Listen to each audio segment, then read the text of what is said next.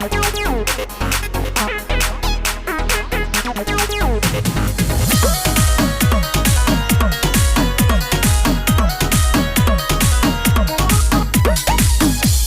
तोरा के आई love you बोले तो तू हमरा के आई लव यू बोलबो नु। हाँ हो बोले।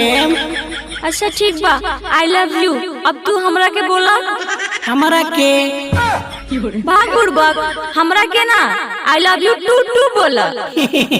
आई लव यू थू थू। ओहो, एकरा मतलब तू हमरा से प्यार ना करेलो। ना हो, हम खाली घूम घूम करे नी। देखा, अगर तू हमरा के अपन गर्लफ्रेंड ना बनेबा तो हम खटिया पर से कूद के मर जाई। ब्यास ई तो खाई लागतिया, बना लो एकरा एक गर्लफ्रेंड तो मर जाई। अरे गर्लफ्रेंड बनावला में दिक्कत न बा। आ कौन दिक्कत बा ए ब्यास? लो ना सुना सुनाबो।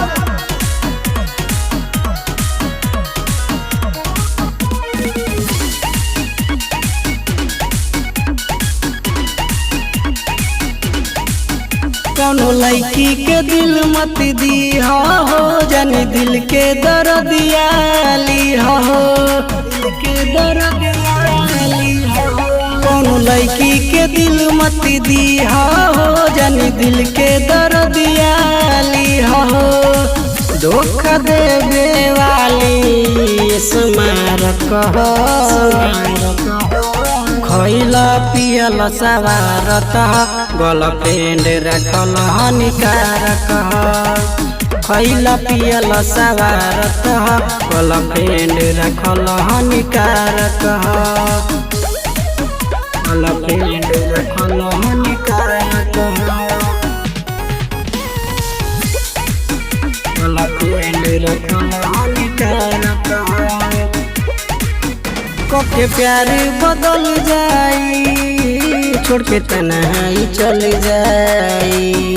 तोहे पागल प्रेमी बना के दिलावे के कुचल जाई, दिलावे के कुचल जाई।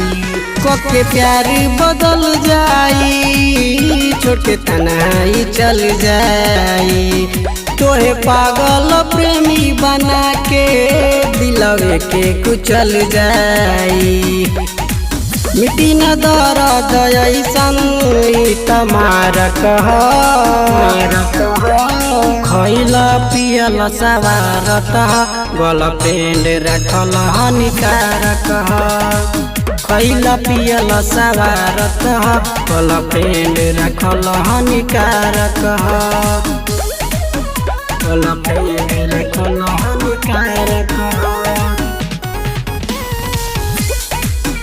गर्लफ्रेंड रखल हानिकारक।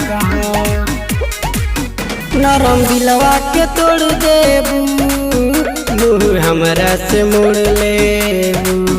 अंगद राजी के छोड़ी यारी पुसे जाके नाता तू जोड़ लेबू, नाता तू जोड़ लेबू। नरम दिलवा के तोड़ देबू, मुँह हमरा से मोड़ लेबू। अंगद राजी के छोड़ी यारी पुसे जाके नाता तू जोड़ लेबू। जगह सबके देले ऐसन पारक।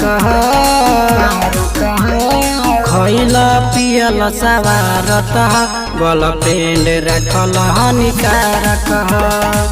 खइला पियल सवारत गर्लफ्रेंड रखल हानिकारक।